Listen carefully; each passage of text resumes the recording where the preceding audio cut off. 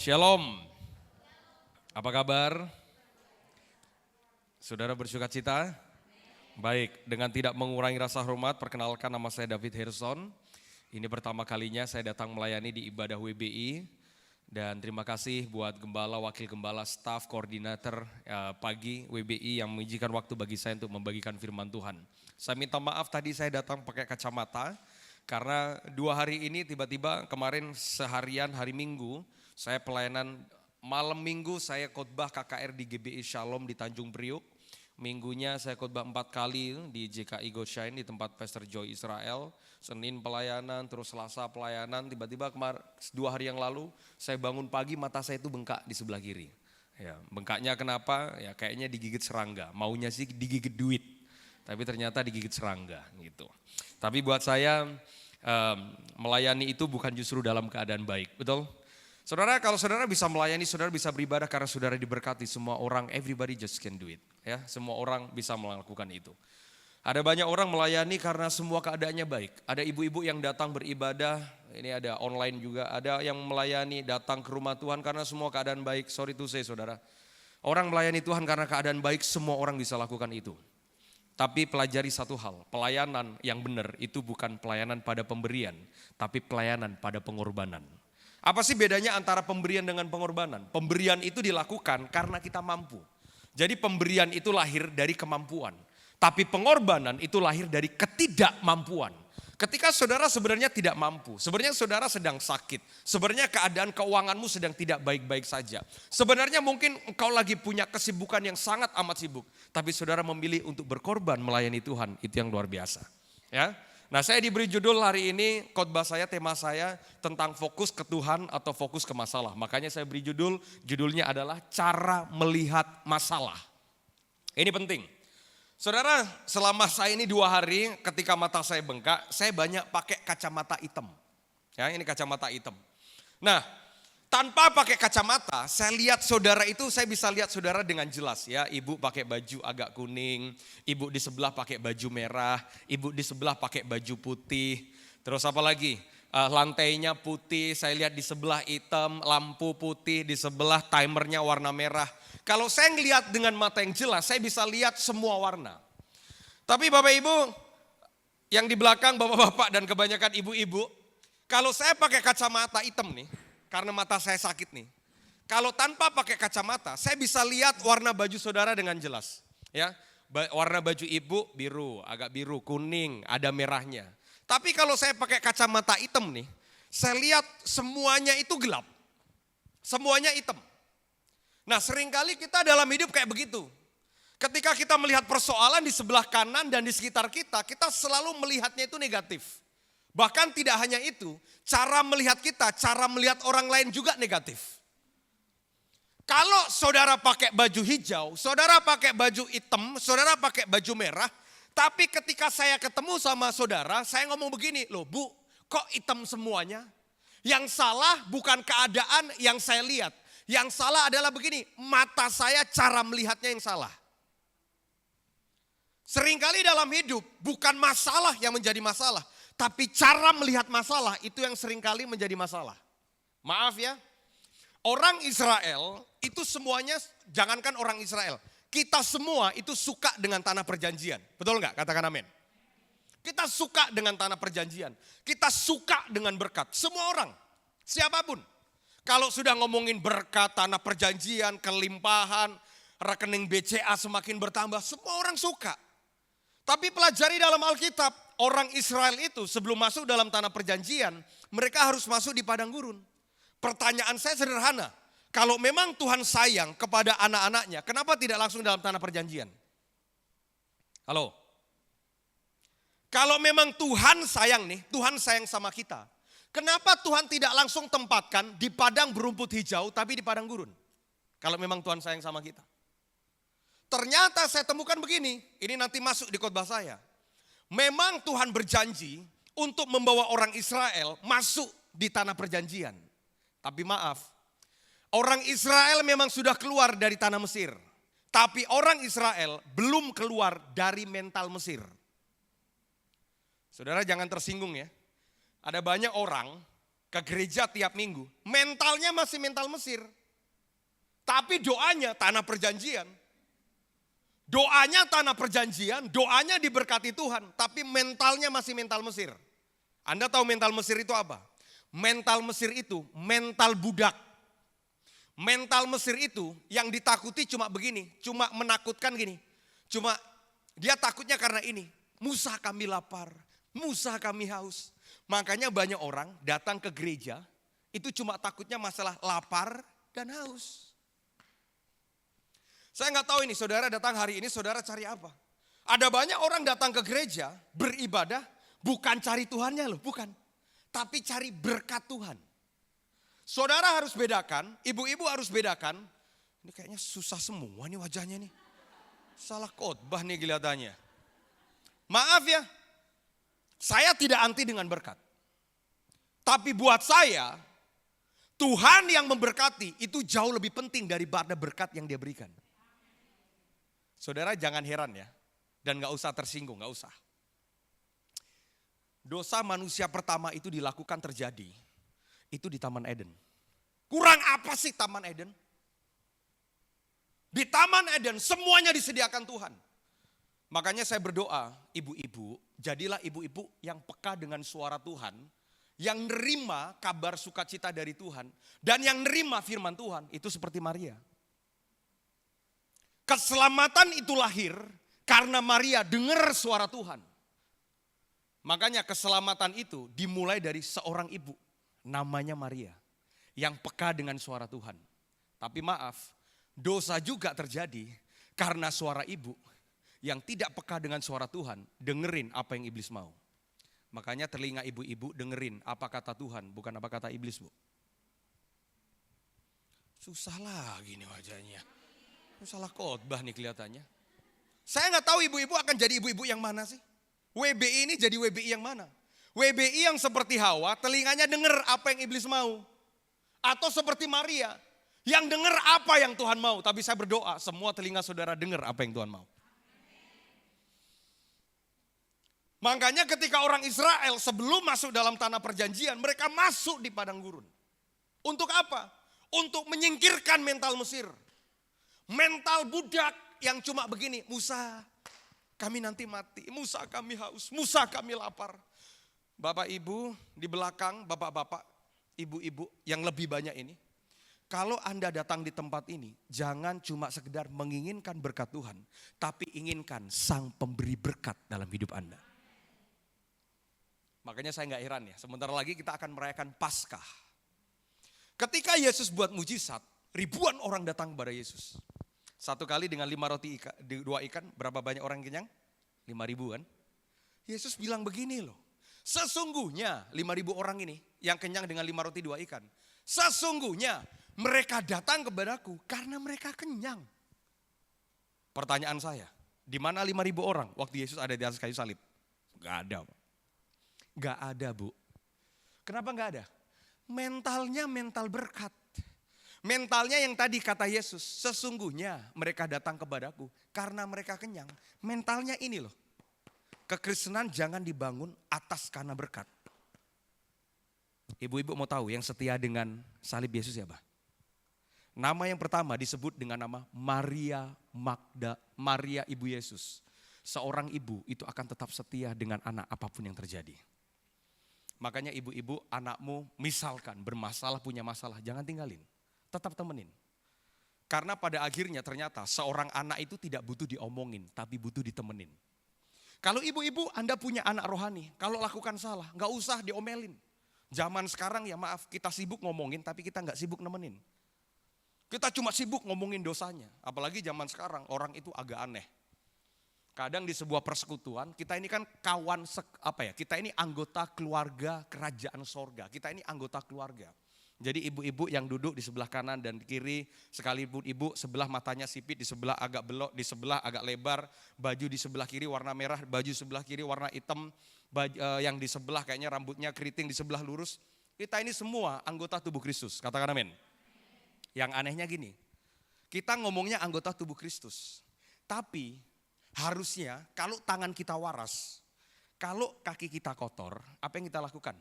Apa yang tangan lakukan?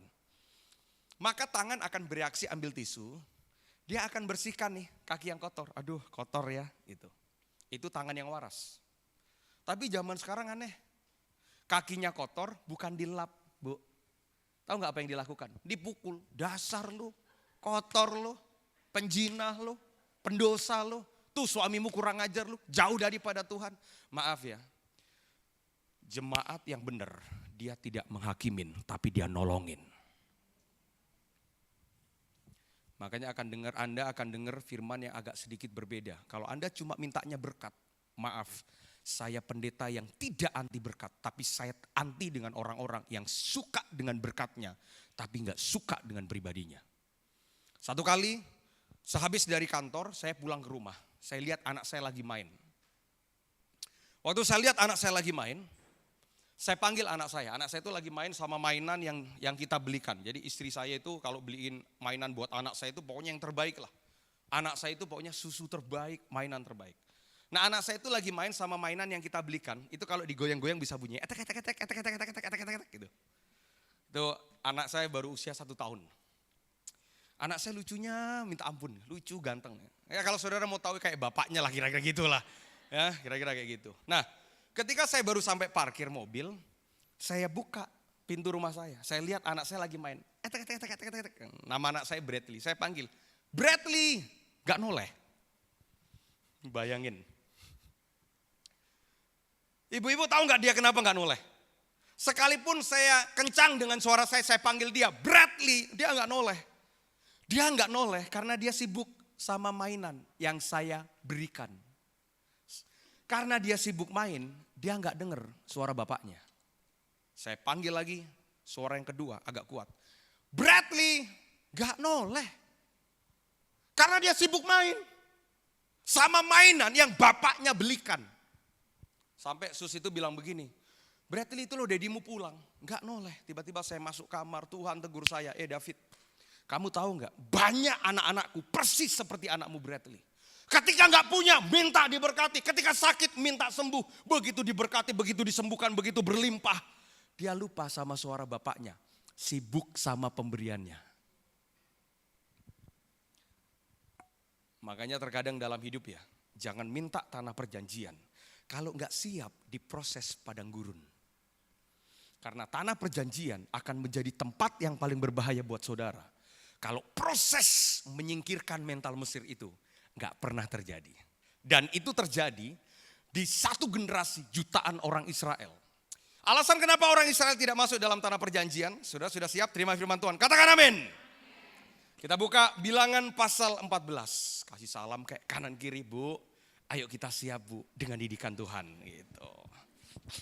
Bilangan 14 ayat ke-22. Mari kita baca sama-sama saudara, 1, 2, 3. Ini alasannya. Semua orang yang telah melihat kemuliaanku, terus, dan tanda-tanda mujizat yang kuperbuat di Mesir dan di padang gurun, namun telah apa? 10 kali mencobai aku dan tidak mau mendengarkan suaraku. Bentar, apa yang salah dengan orang Israel?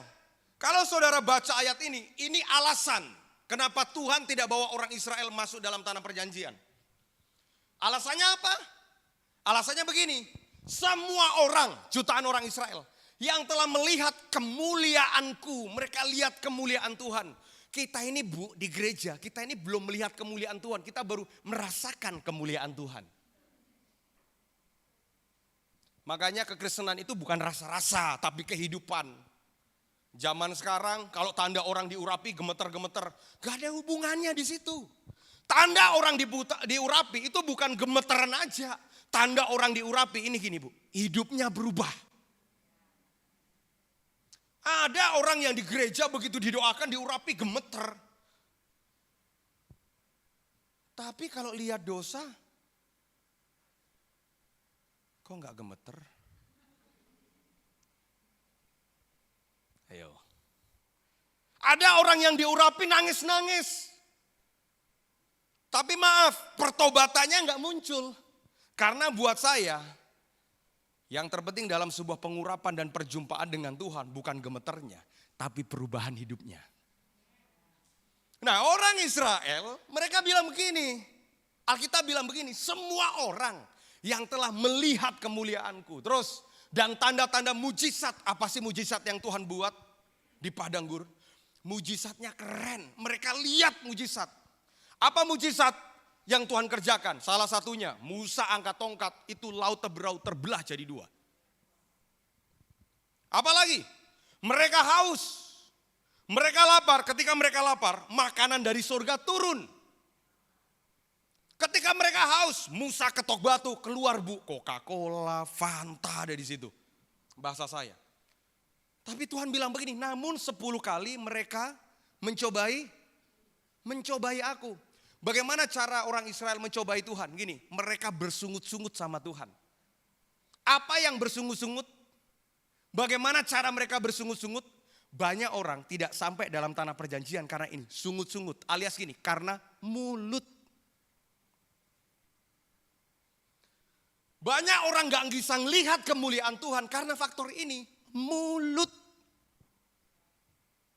Ibu-ibu di sini sih enggak baik semua. Tapi maaf Bu, ibu-ibu itu seringkali kalah di masalah ini, mulut. Makanya pertobatan yang paling penting buat seorang ibu-ibu, jangan cuma baptis kaki sama kepalanya, mulutnya. Saya heran nih kadang ibu-ibu ini. Enggak, di sini enggak ada sih, luar sana. Karena faktor mulut.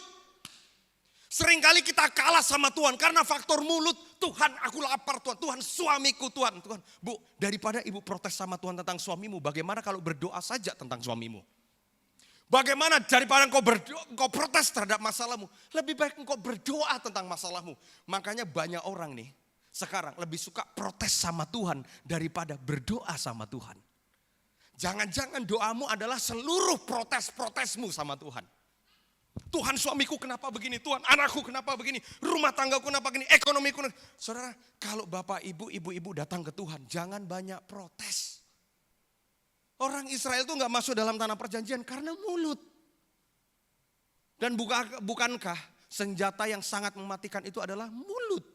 Ngomongin orang, gosipin orang, makanya buat saya Bu, maaf. Lidah yang benar tidak hanya memperkatakan firman, tapi melakukan firman. Ketika ada orang yang sakit, Anda tidak akan ngomongin dia, hakimin dia, tapi akan tolong dia.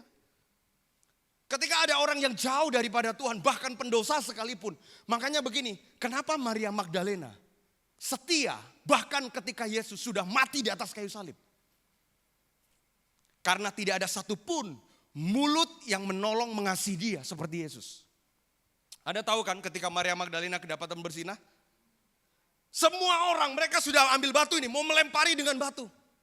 Tiba-tiba Yesus bilang begini, barang siapa yang tidak berdosa silahkan lempari perempuan ini dengan batu. Maaf ya, mungkin kita ngelihat orang berdosa tidak melempari dengan batu. Kita ngelempari dengan gosip dan mulut omongan. Dan semua orang mau menghakimi Maria Magdalena. Tapi Yesus bilang begini, barang siapa yang tidak berdosa silahkan lempari perempuan ini dengan batu. Jemaat yang benar, ini yang saya bilang, bukan menghakimi tapi mengasihi. Nah hari itu bilangan 14 tampilkan lagi. Orang Israel tidak masuk dalam tanah perjanjian. Terus. Klip yang masih pertama, ayat yang pertama. Terus. Kemudian ayat 23.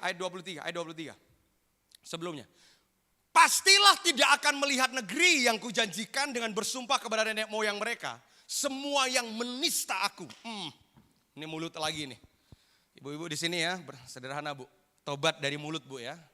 Bilang kayak kanan kiri. Kok kayaknya sedih semua ya ibu-ibu WBI di sini ya. Kenapa ya? Ya. Terus. Semua yang menista aku ini tidak akan masuk. Terus. Tadi lihat Bu. Ayat ke-24. Kita baca sama-sama yuk. 1, 2, 3. Tetapi hambaku Kaleb, karena lain jiwa yang ada padanya, dan ia mengikut aku dengan sepenuhnya. I love this one. Terus, akan kubawa masuk ke negeri yang telah dimasukinya itu, dan keturunannya akan memilikinya. Tuhan bilang begini, ini ayat 24 tetapi, ini bagus banget Bu. Tidak ada kata dalam bahasa Indonesia yang paling dahsyat maknanya, kecuali kata tetapi. Kenapa? Karena kata tetapi mampu membatalkan kalimat-kalimat di belakangnya. Contoh, kamu cantik, badanmu semampai, tasnya bagus, tapi jorok. Begitu muncul kata tetapi, cantik dan semampai itu hilang. Makanya begini, jutaan orang Israel itu udah dibatalin sama Tuhan. Udah gak bisa masuk dalam tanah perjanjian. Tetapi hambaku Kaleb. Keren. Pertanyaan saya, siapa sih Kaleb? Ini. Saya baru masuk di khotbah saya sebenarnya. Kita akan belajar dari seorang yang bernama Kaleb. Ya, siapa sih sebenarnya Kaleb? Sampai kemudian Tuhan bilang begini, jutaan orang Israel gak masuk dalam tanah perjanjian, tetapi hambaku Kaleb. Siapa dia? Sebelumnya tidak pernah tercatat Kaleb itu siapa. Selain ada dua nama Kaleb dan Yosua yang selalu mengikut Musa setiap Musa ketemu sama Tuhan. Waduh. Jadi gini, Kaleb dan Yosua itu bukan siapa-siapa. Mereka bukan perwira, mereka bukan anak keturunan raja, maaf bahasa saya. Tapi mereka berdua selalu mengikut Musa setiap Musa ketemu sama Tuhan. Jadi hati Yosua dan Kaleb, mental Kaleb dan Yosua, kemanapun Musa mau ketemu sama Tuhan, mereka ikut. Sampai satu kali Musa ketemu sama Tuhan di puncak Gunung Sinai. Yosua dan Kaleb itu ada di bawah untuk nunggu Musa. Sedangkan mental orang Israel, Tuhan itu bilang begini, Musa bawa umatku untuk berjumpa dengan aku. Orang Israel gak mau. Kenapa mereka gak mau? Kalau ketemu Tuhan itu mesti naik ke puncak gunung. Berat. Lebih baik kami enak di bawah. Maaf ya, mental di bawah gak akan pernah ngalamin mujizat Tuhan. Ada orang yang mentalnya itu di bawah. Tapi Yosua dan Kaleb enggak mau. Sampai kemudian mereka dipilih untuk jadi abdi Musa. Kemana Musa mau ketemu Tuhan, mereka ikut.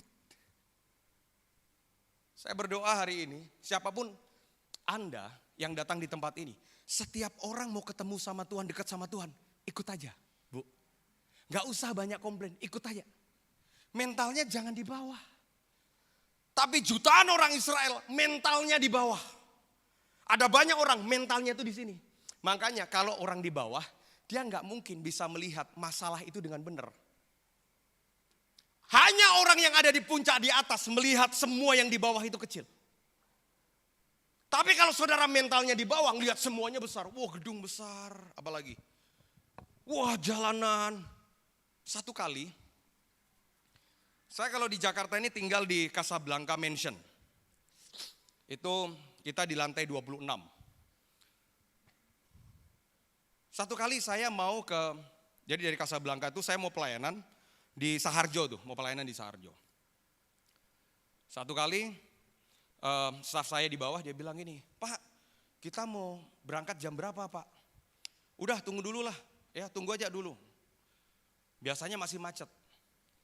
Tahu gak saudara, karena pelayanannya tidak terlalu jauh, di Saharjo itu kan ada jalan macet samping Kokas, depan Kokas itu kan. Tahu gak apa yang saya lakukan?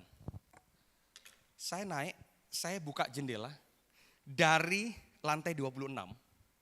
Dan saya telepon dia di bawah. Gak apa-apa, tunggu aja, itu gerejanya deket kok. Nanti kita lewat kiri. Kenapa? Karena dari atas saya bisa lihat mana yang macet dan mana yang gak macet. Saya belajar, tapi kalau saya di bawah, saya ngelihat semuanya macet semuanya. Di depan macet, kanan macet, kiri macet, belakang macet semuanya.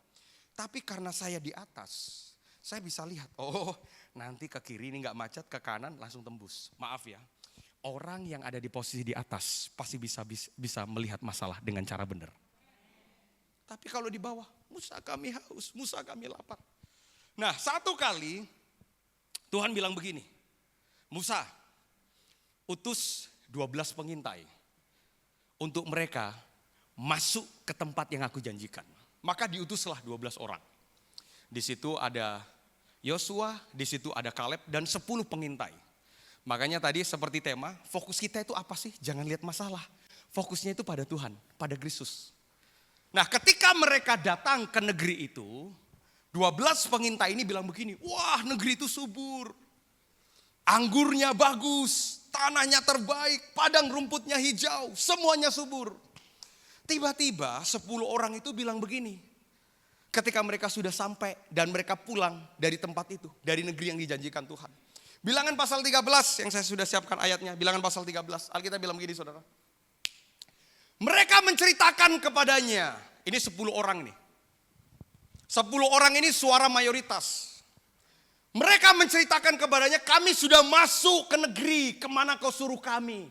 Dan memang negeri itu apa saudara? Berlimpah dengan susu dan orang suka susu dan madu.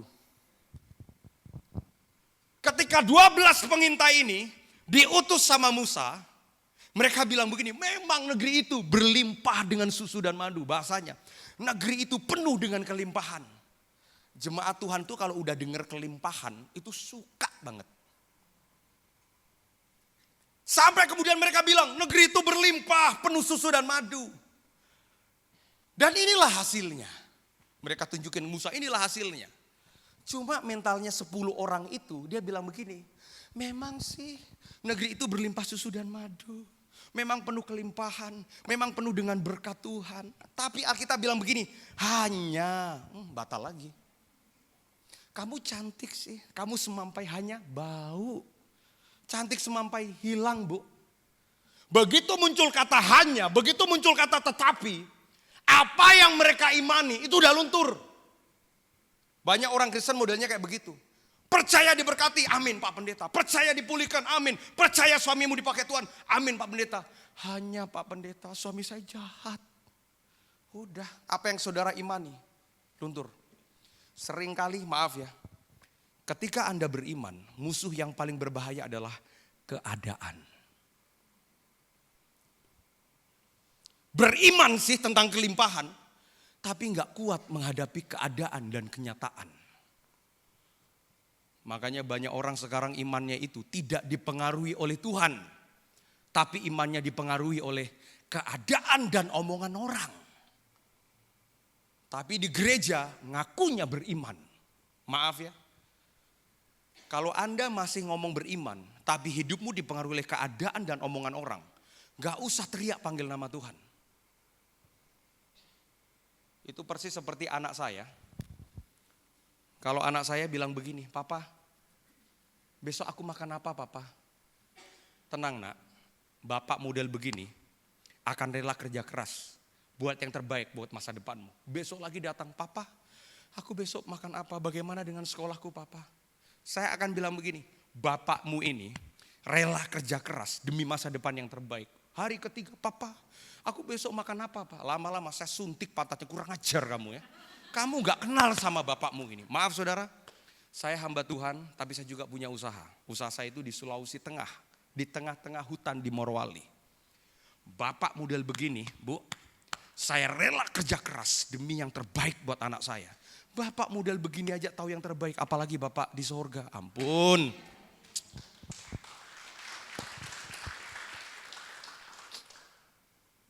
Tapi mentalnya orang Israel 10 pengintai memang berlimpah. Hanya, coba perhatikan, hanya. Lihat, bangsa yang diam di negeri itu kuat-kuat. Raksasa, takut sama raksasa. Bener sih kelimpahan tapi ada raksasanya. Terus dia bilang begini, hanya bangsa yang diam di negeri itu kuat-kuat dan kota-kotanya berkubu dan sangat besar. Juga keturunan enak telah kami lihat di sana. Jadi 12 pengintai ini ketika kembali 10-nya bilang begini, Musa, negerinya subur, kelimpahan, susu dan madu banyak di sana. Tapi musuhnya besar. Ketika mereka tahu musuhnya besar, mereka ketakutan. Padahal saudara harus ingat, tidak akan pernah ada promosi Tuhan tanpa Goliat dan musuh yang harus dihancurkan. Kalau saudara sedang menghadapi padang gurun, selalu ada tanah perjanjian yang Tuhan akan sediakan. Makanya Tuhan tidak promosikan Daud sebelum Daud ketemu dengan Goliat. Tahu gak saudara, promosi Tuhan untuk Daud masuk di Israel itu kapan? Bukan ketika diurapi dengan tabung Samuel datang bawa minyak. Bukan. Kan Samuel datang kan, mana anakmu Isai? Datanglah Daud. Terus diurapi kan. Langsung dia jadi perwira atau raja? Enggak. Pengurapan-pengurapan itu tidak langsung. Yang membuat Daud sampai diurapi, sampai jadi perwira, sampai jadi raja adalah begini. Promosi itu datang ketika dia ketemu sama Goliat. Jadi kalau saudara sedang menghadapi Goliat dalam hidup saudara, itu adalah cara Tuhan mempromosikan hidup saudara. Katakan amin. Gak usah takut dengan raksasa dan Goliat, karena di belakang raksasa dan Goliat, di balik sebuah pertempuran, selalu ada kemenangan yang Tuhan akan kerjakan dalam hidup saudara. Makanya ketika semuanya bilang begini, di sana besar, musuhnya besar. Fokusnya sama masalah. Tapi bagaimana dengan Kaleb? Langsung tampilkan. Kaleb bilang begini. Ketika 10 dia bilang begini. 10 bilang, wah kami takut, nanti kami mati. Di sana raksasa. Memang susunya berlimpah, tapi di sana raksasa, di sana besar. Ayat yang berikutnya, ke bilangan 13. Kemudian Kaleb mencoba menenteramkan bangsa itu. Berarti bangsa itu ketakutan. Ketika mereka menghadapi masalah, mereka ketakutan. Ada banyak orang ketika punya masalah, ketakutan. Apa sih yang saudara takutkan dalam hidup? Mereka itu takut tentang musuh-musuh yang mematikan. Yang ibu-ibu takutkan apa sih? Tagihan listrik kan mungkin. Mereka takutnya beda. Ketika mereka ketakutan, tiba-tiba begini. Kemudian Kaleb mencoba menenteramkan hati bangsa itu di hadapan Musa. Katanya, saya sukain. Tidak, titik. Ketika semua orang bilang kita akan mati, kita akan hancur. Kaleb suara minoritas bilang begini, tidak, titik. Makanya kalau ada suara-suara sumbang di dalam hidup saudara, ketika orang lain bilang begini, kamu gak mungkin berhasil, kamu gak mungkin sukses, suamimu gak mungkin dipulihkan, anakmu pasti hancur. Saudara harus jawab, tidak, titik. Kenapa? Karena iman kita sama seperti yang Kaleb katakan, iman kita begini. Ketika dia bilang tidak, kita akan maju. Terus, apa saudara? Dan menduduki negeri itu, ini poin saya, sebab kita pasti. Hanya orang yang kenal dengan Tuhan, mereka punya kepastian iman dalam kemenangan.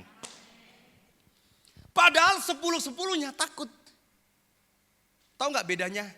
Kaleb dan Yosua dengan yang kubu sebelah. Tampilkan. Berapa banyak Yosua dan Kaleb, berapa banyak kubu sebelah. Nih. Kubu sebelah ini ada 10. Yang 10 ini bilang begini, kita akan mati. Kita akan hancur. Di sana besar. Di sana raksasa. 2 orang ini bilang begini, enggak. Kita akan maju karena kita pasti akan mengalahkannya. Iman yang benar, tahu Tuhan yang benar. Dan ketika saudara percaya dengan iman, apapun masalah saudara pasti bisa mengalahkannya. Cuma sayang, kadang kita dipengaruhi sama suara majority voice. What they said, there's a giant. Masalah Pak, besar Pak. Dan celakanya adalah suara jutaan itu lebih ngikutin suara mayoritas. Oh besar. Masalah kita besar. 2 orang ini minoritas. Makanya buat saya gak peduli dengan mayoritas. But for me, one man with God is majority. 1 orang itu dengan Tuhan, itu mayoritas. Makanya sekalipun saudara mungkin minoritas bahkan seorang diri. Tapi kalau Tuhan bicara apa, lakukan. Dan itu yang terjadi di murid-murid Tuhan. Ketika mereka sedang mengayuh perahu, 5 menit lagi saya selesai. Ketika mereka sedang mengayuh perahu, satu kali Yesus berjalan di atas air. Pasti Bapak Ibu pernah baca tentang cerita itu kan. Ketika Yesus berjalan di atas air, murid-murid ribut. Ketika mereka lihat Yesus berjalan air, tidak hanya mereka ribut, mereka teriak apa? Hantu.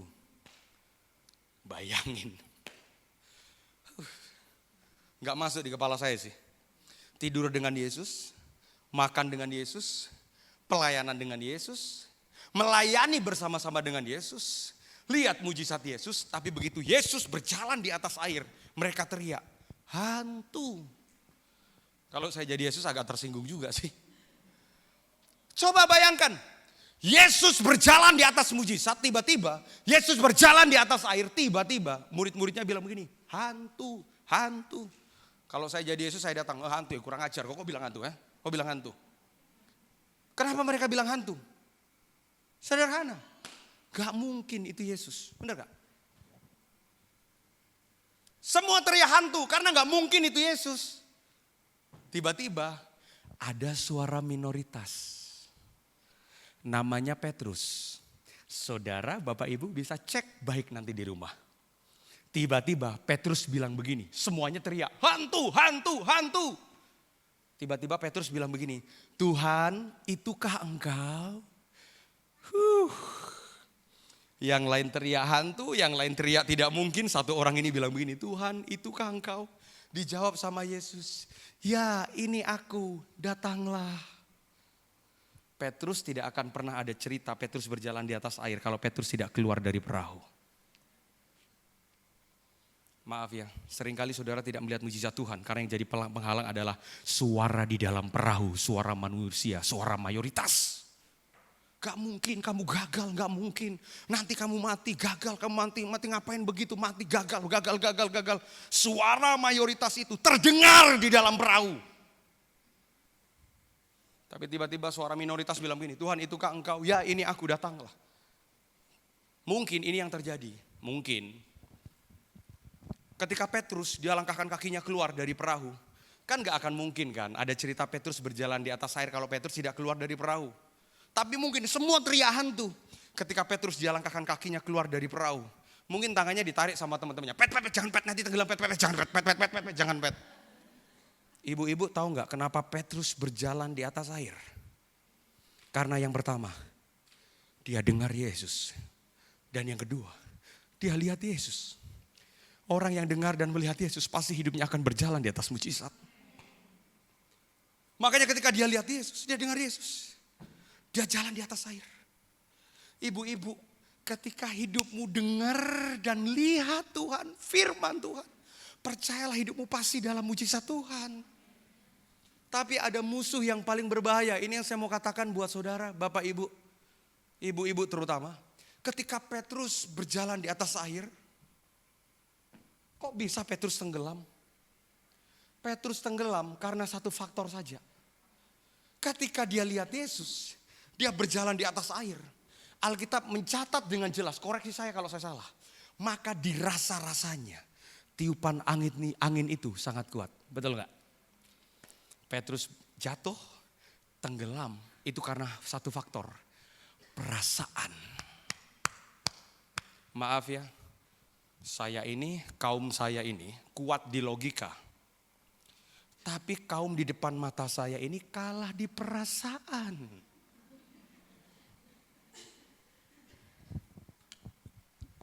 Makanya ngelihatnya Bu, kalau ngelihat hitam, lepas kacamatanya. Halo, betul? Anda tahu nggak kenapa Hawa jatuh di dalam dosa? Dia tahu kok itu salah. Tapi iblis berhasil untuk memainkan perasaannya dia. Kaum saya ini selalu dikalahkan di unsur logika. Tapi kaum yang saya lihat cantik semua di depan mata saya ini kalah di sini perasaan. Kira-kira tahu nggak Hawa bahwa itu salah? Tahu. Dimainkan perasaannya. Oh enggak. Iblis kan cerdik kan. Oh enggak, nanti kalau kamu makan, kamu akan lihat kemuliaan lah, bahasanya kayak begitu. Kamu akan seperti Tuhan. Makanya maaf ya, mall-mall itu barang-barang branded diciptakan untuk memainkan perasaan para wanita. Bertobat. Makanya maaf ya, setan buat berbahaya buat ibu-ibu. Aduh Bu, jangan setan dedemit, pocong, itu mah setan bego. Maaf Bu, kalau ada setan datang, aku pocong, itu bego. Karena apa? Ibu-ibu pasti tengking. Betul gak? Setan pocong, dedemit, bego lah. Tapi setan-setan yang diskon 70%, 80%. Terus lupa, ya kan? Lupa kan? Kalau suamimu di tengah hutan, itu banting tulang, patah tulang. Kau gesek lah kartu kreditnya. Padahal suamimu di dalam hutan, dia sedang gesek kepalanya. Maaf Bu, Jangan sibuk merangi model-model roh-roh model kayak begitu. Sibuk perangi tentang keinginan manusia dagingmu. Dan celakanya nih ibu-ibu lagi nih, nggak apa-apalah di sini, bukan ibu-ibu di sini, sana. Celakanya dia udah makan, dia nggak pengen dianya sendiri, dia kasih juga ke suaminya. Karena cinta, waduh lupa lagi nih karena cinta ini. Karena faktor cinta kan, sayang, aku makan enak loh sayang, makan dong. Ya mungkin Hawa sih, Adam sih mau ngomong, kamu tahu nggak firman Tuhan? Cuma dia udah karena cinta, dibungkus cinta. Segala sesuatu yang dibungkus cinta itu menipu kadang. Dimakan juga, selesailah mereka berdua. Tapi saya berdoa ibu-ibu di tempat ini tidak seperti Hawa. Tapi seperti Maria, yang didengar bukan iblis, tapi suara dari Tuhan untuk mendatangkan kemuliaan. Ya, makanya hari ini saya nggak peduli masalah ibu-ibu apa. Saya nggak tahu Goliat di rumahmu apa. Saya nggak tahu raksasa di rumahmu apa. Tapi yakinkan bersama dengan Tuhan kita pasti akan mengalahkannya. Dan itu terjadi ketika Yosua dan Kaleb punya fokus yang benar tentang Tuhan. Bukan masalah, bukan keadaan. Fokusnya ke Tuhan. Orang lain bilang suara majority, kita akan mati, kita akan mati. Mereka berdua enggak, bersama dengan Tuhan kita akan menang. Jutaan, puluhan ribu perwira di Israel ketika muncul Goliat. Goliat bilang begini, mana? Goliat dia hina Allahnya Israel. Semua prajurit Israel mereka pipis di celana. Tiba-tiba datanglah satu orang, enggak kenal siapa dia. Tiba-tiba bilang begini, aku hadapi ya orang ini ya. Sampai kakak-kakaknya itu bilang begini, kamu ngapain kesini? Kamu mau mengintip kami? Kamu mau mematai-matai kami? Tiba-tiba satu orang ini tidak pernah jadi perwira dan prajurit perang. Satu orang ini tuh hobinya cuma menyembah Tuhan. Terus kadang kalau ada singa dan beruang dia lawan, itu aja. Tiba-tiba ketika Goliat datang, satu orang ini bilang begini, udah aku yang hadapin. Sampai cerita lengkapnya itu, Saul itu mau kasih pedang sama jubahnya kan, ditolak sama Daud. Ibu-ibu tahu nggak kenapa Daud menolak pedang dan jubah Saul? Karena dia nggak terbiasa pakai jubah dan pedang. Dia cuma gembala kambing domba. Dia cuma bawa senjata yang selama ini dia pegang. Apa sih senjata yang selama ini ibu-ibu pegang? Memang senjata itu tidak kalah keren, tidak sekeren pedang. Memang senjata itu senjata sederhana. Tapi Daud tahu sebenarnya yang dia bawa itu bukan senjata ini. Tapi senjata ini loh yang atas nama Tuhan. Makanya ketika Goliat di depan mata, Goliat teriak begini, anjingkah aku? Sehingga engkau datang kepadaku tidak membawa pedang tapi bawa ketapel, bawa umban. Makanya Goliat bilang, anjingkah aku? Tahu gak saudara? Enggak 2 kali. 1 kali aja. Wush, kok bisa tepat pada sasaran dan Goliat jatuh. Gini, yang membuat tepat pada sasaran itu bukan lemparan Daud, tapi aku mendatangi engkau dalam nama Tuhan. Setiap orang yang datang dalam nama Tuhan selalu tepat sasaran untuk mengalahkan musuh. Beri tepuk tangan buat Tuhan Yesus. Saya undang pemusik buat bangkit berdiri. Saya suka dengan lagu ini. Saya undang saudara bangkit berdiri. Pemusik maju ke depan. Saya suka banget dengan lagu ini.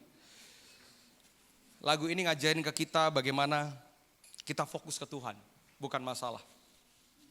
Dan sekalipun dalam hidup kita gak ngerti apa yang Tuhan mau.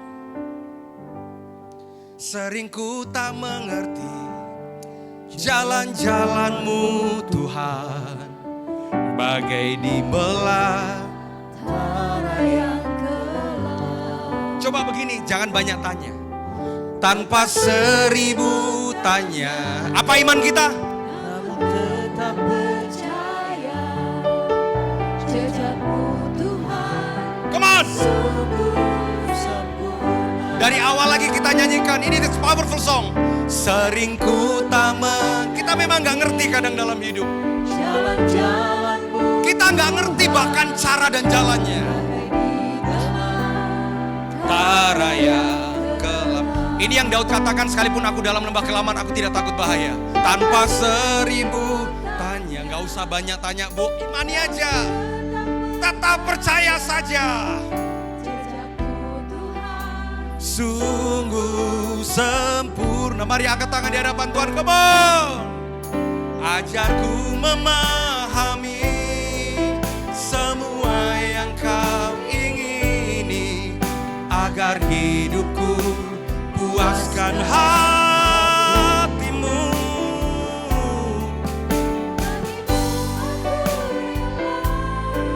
Sepenuh hati menghamba, serahkan diri, genapi karyamu. Sering ku tak mengerti, sering ku tak mengerti. Terkadang kita punya masalah, persoalan. Tapi satu hal, sekalipun kita di belantara gelap, Tuhan tidak pernah meninggalkan kita. Yang penting gak usah banyak tanya, percaya saja. Namun tetap percaya, sempurna. Mari angkat tangan kita katakan, ajarku memahami. Ajarku memahami. Yaralabaya syakaralabaya. Agar hidupku hatimu.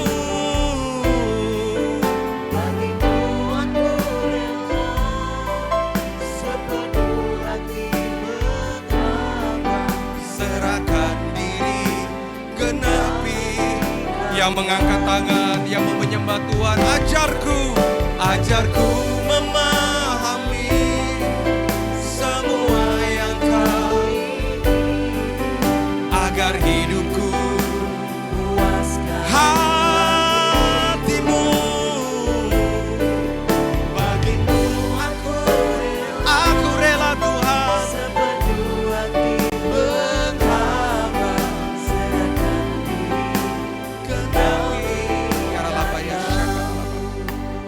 Ibu-ibu yang datang hari ini, saya tidak tahu apa goliat permasalahan yang ibu-ibu alami, tapi izinkan saya datang dan berdoa. Angkat kedua tanganmu di hadapan Tuhan.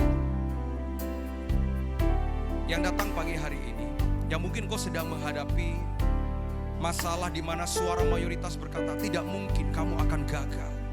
Musuhmu besar. Tapi iman kita harus seperti Kaleb, seperti Yosua. Sekalipun besar, aku pasti akan mengalahkannya. Ibu-ibu yang mau didoakan, angkat tangan kananmu, taruh tangan kiri di dadamu, dan saya akan berdoa. Buat siapapun yang tangannya terangkat, yang saat ini berdoa dan bantu. Bapa dalam nama Yesus, tutup mata saja. Aku berdoa Bapa dalam nama Yesus. Setiap mereka yang mengangkat tangan, mereka tahu mereka perlu Tuhan. Dalam nama Yesus. Urapi lebih lagi Tuhan dalam nama Yesus. Jamah dalam nama Yesus. Karena Baba tarara dadadada syakara. Dalam nama Yesus. Urapi dalam nama Yesus. Jamah Tuhan. Ingatkan bahwa iman itu tidak terpengaruh dengan omongan orang. Dalam nama Yesus. Mari alami Tuhan, mari alami Tuhan. Dalam nama Yesus. Jamah.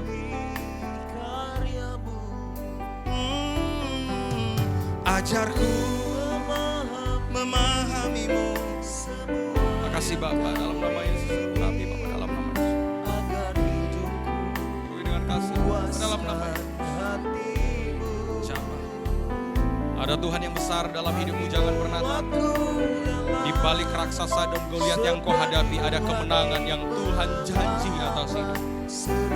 Tetap percaya, kau pasti mengalahkannya, kau pasti menang dalam nama Yesus. Oh, ajarku memahami semua yang kau ingini, agar hidupku puaskan hatimu. Makasih. Bagimu saya kembalikan worship leader, silakan.